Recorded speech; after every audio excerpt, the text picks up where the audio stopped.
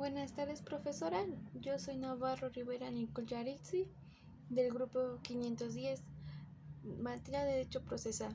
Yo daré la presentación sobre nuestro programa prototípico. Mi equipo está conformado por Ochoa Cepeda Carmen Elizabeth, Reyes Silva Ligia Alejandra, Medina Ruiz Germán, Cheveste Mejía Sebastián Abad, Ledesma Martín Gerardo.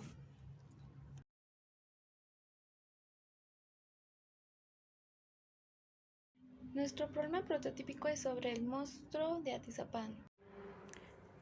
¿Quién es el monstruo de Atizapán? Su nombre verdadero es Andrés Filomeno Mendoza Celis. Fecha de nacimiento 1947, edad 74 años. Andrés Filomeno Mendoza Celis, apodado como el feminicida de Atizapán, es un asesino en serie mexicano. Fue capturado en el municipio de Atizapán de Zaragoza, en el Estado de México, a junio de 2021. Se encuentra bajo investigación al ser el probable responsable de al menos 19 feminicidios. Cargos criminales: feminicidio. Ocupación: asesino en serie. Situación penal: vinculado a proceso encargado en el penal de Barrientos. Fue capturado luego de que se le relacionara con la desaparición de la esposa de un comandante de la policía. Miles de piezas de huesos de personas fueron encontradas enterradas bajo el piso de su casa, en su sótano improvisado, donde también había pertenencias de mujeres reportadas como desaparecidas. Andrés, cuyos asesinatos fueron descubiertos el pasado 15 de mayo, se encuentra con prisión preventiva. El magistrado del caso fijó un plazo de 3 meses para realizar una investigación complementaria sobre los hallazgos en su vivienda. El descubrimiento de un feminicida en serie identificado por las autoridades como Andrés y que ha sido bautizado como el monstruo de Atizapán de Zaragoza mantienen en conmoción a México a medida que se van conociendo detalles de su accionar, pero sobre todo porque el hombre era considerado por muchos como una persona ejemplar.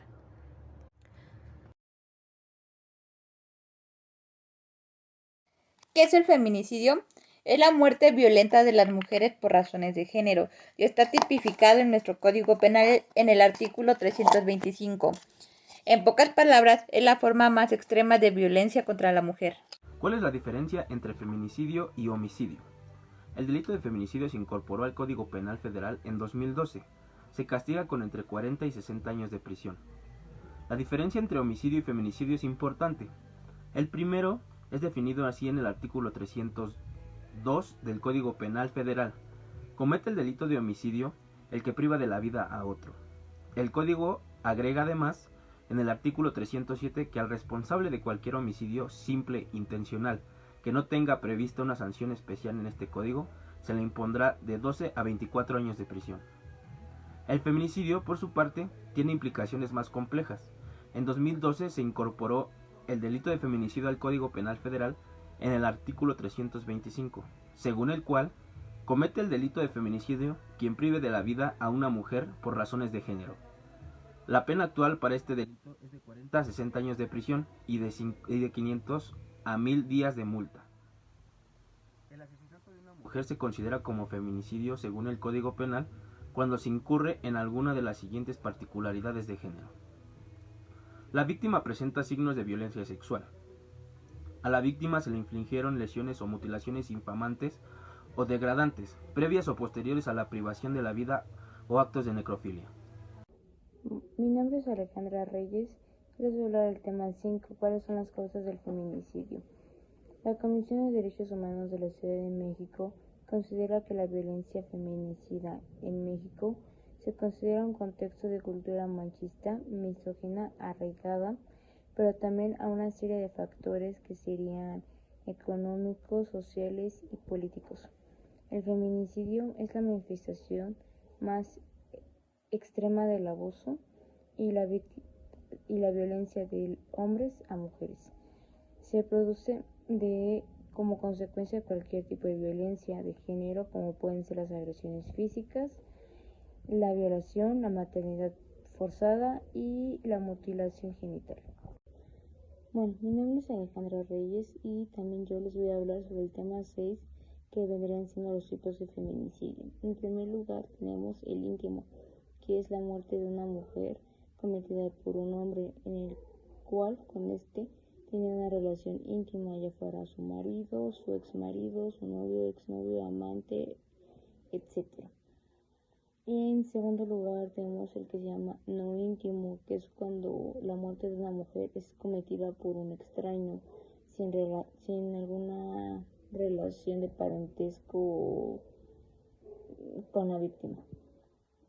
En tercer lugar tenemos la infantil, que es la muerte de una niña menor de 14 años de edad cometida por un hombre en el contexto de una relación de responsabilidad y confianza. En siguiente tenemos la que se llama familiar. Es la muerte de una mujer en el contexto de una relación de parentesco entre víctima y victimario. Esos pueden ser por afinidad, consanguinidad o adopción. Después tenemos la que se llama sexual sistemático desorganizado. Se presume que en estos casos, los sujetos activos pueden actuar a una red organizada de feminicidas sexuales por prostitución, ocupaciones estigmatizadas. En estos casos es cuando la mujer se prostituye y corre el riesgo de ocupaciones estigmatizadas. En estos casos es cuando la mujer se prostituye y corre el riesgo de ser asesinada por trata, por tráfico de migrantes, transfóbico, muerte de una mujer transgénero o transexual. Lesfóbico es la muerte de una mujer lesbiana en la que el victimario o los victimarios la rechazan, la odian por lo mismo de ser lesbiana. Y también tenemos por racista y por la mutilación genital femenina. Y eso sería todo de mi parte. Feminicidio en el Código Penal.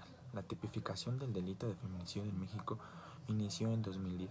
Los primeros estados en tipificar fueron Guerrero y la Ciudad de México. En 2012 se incluyó el feminicidio en el Código Penal Federal. El artículo 325 del Código Penal Federal señala que comete el delito de feminicidio quien prive de la vida a una mujer por razones de género. Se considera que existen razones de género cuando concurra alguna de las siguientes circunstancias. 1. La víctima presente signos de violencia sexual de cualquier tipo. 2. A la víctima se le haya infligido lesiones o mutilaciones infamantes o degradantes previas o posteriores a la privación de la vida o actos de necrofilia. 3. Existan antecedentes o datos de cualquier tipo de violencia en el ámbito familiar, laboral o escolar del sujeto activo en contra de la víctima. 4.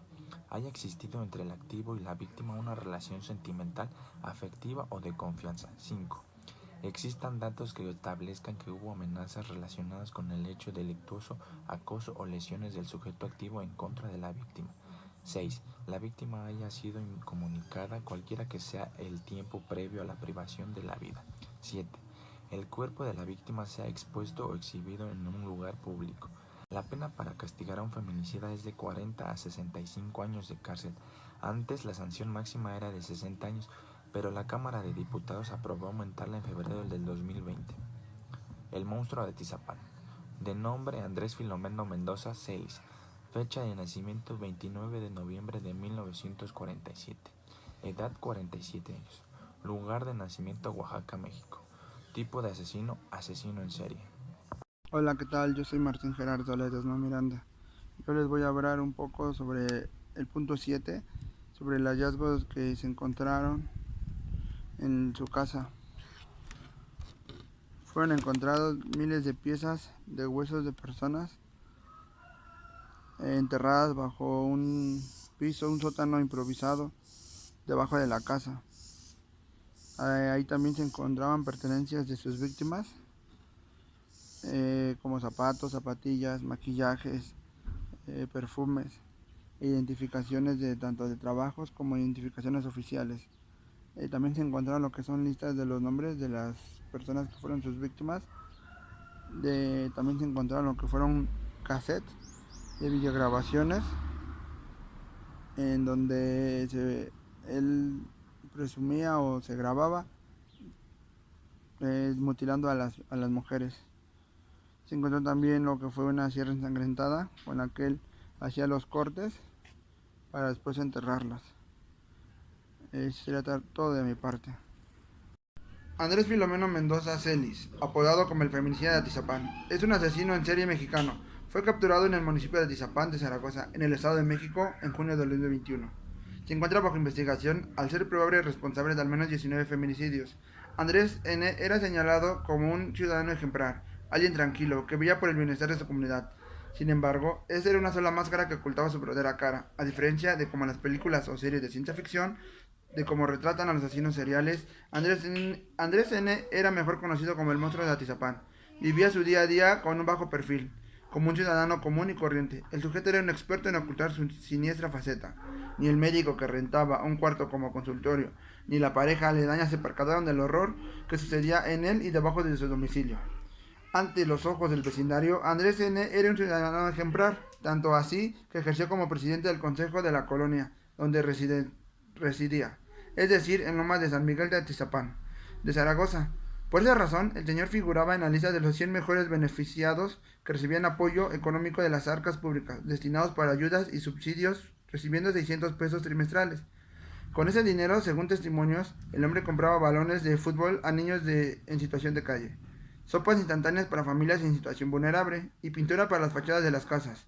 E incluso el feminicida recién había ejercido su derecho responsable a recibir la vacuna contra el COVID-19. En abril pasado, Andrés, de 72 años, fue capturado luego de que se le relacionó con la desaparición de la esposa de un comandante de la policía. Miles de piezas de huesos de personas fueron encontradas enterradas bajo el piso de su casa, en un sótano improvisado, donde también había pertenencias de mujeres reportadas como desaparecidas. Tras ser detenido, un grupo de forenses acudió a la vivienda y encontró zapatos de mujer, maquillaje y listas de nombres en la vivienda del hombre de 72 años. Hallaron también miles de piezas de huesos enterradas bajo el piso de su casa, ubicada en Atizapán de Zaragoza, en el municipio del Estado de México. Se encontraron también varias tarjetas de identificación que pertenecían a mujeres, que habían sido reportadas como desaparecidas desde hace 5 años, así como partes del cuerpo de Reina cuidadosamente seccionadas y una sierra ensangrentada. En el lugar encontraron también cassettes de video que las autoridades presumen serían filmaciones de los asesinatos. Incluso se tiene la teoría que el sujeto cometía actos de canibalismo debido a los restos comidos encontrados en el lugar. Según sus propias declaraciones, durante su audiencia del pasado 20 de mayo, el feminicida logró señalar a sus víctimas en centros nocturnos. Luego las llevaba a su casa, donde las asesinaba con apuñaladas en el corazón, para luego cercenarlas y enterrarlas en su sótano. Asimismo, también solía arrojar sal a los cuerpos para conservarlos. Sin embargo, a pesar de cometer canibalismo. Sería todo por mi parte. Soy Gerardo Ledesma. Opinión personal sobre el equipo. Como sabemos, la situación de los feminicidios en Latinoamérica es una epidemia que necesita un remedio inmediato. La epidemia de los feminicidios en Latinoamérica hace que la región sea insegura para las mujeres. El feminicidio es el asesinato internacional de niñas y mujeres por razón de su género. La violencia hacia las mujeres incluye acoso verbal, agresión sexual, manipulación emocional e incluso asesinato. Latinoamérica tiene una tasa de feminicidios particularmente alta. Según las Naciones Unidas, de los 25 países del mundo son las tasas más altas del feminicidio. 14 de esos países pertenecen a Latinoamérica y el Caribe. Al menos 12 mujeres son asesinadas todos los días en la región a causa de los feminicidios. El impacto que tiene el feminicidio en la sociedad es grave. Puede considerarse un problema de salud pública. El feminicidio se relaciona con la misoginia social e institucional, con las fallas del sistema de justicia y la impunidad. La sociedad feminista, como hemos notado últimamente en las noticias, sabemos que están cansadas de las violencias y muertes hacia las mujeres. Muchas de sus frases se menciona con quién tenemos que hablar las mujeres mexicanas para que se atienda la emergencia. La publicidad se ha dado mucho con este tipo de frases. Por ejemplo, mi cuerpo no quiere tu opinión, La cantidad de ropa que uso no determina la cantidad del respeto que merezco. El silencio es letal en el maltrato hacia la mujer. Me podréis romper la mano, pero nunca la voz. Este cuerpo es mío, no se toca, no se viola, no se mata. No es no.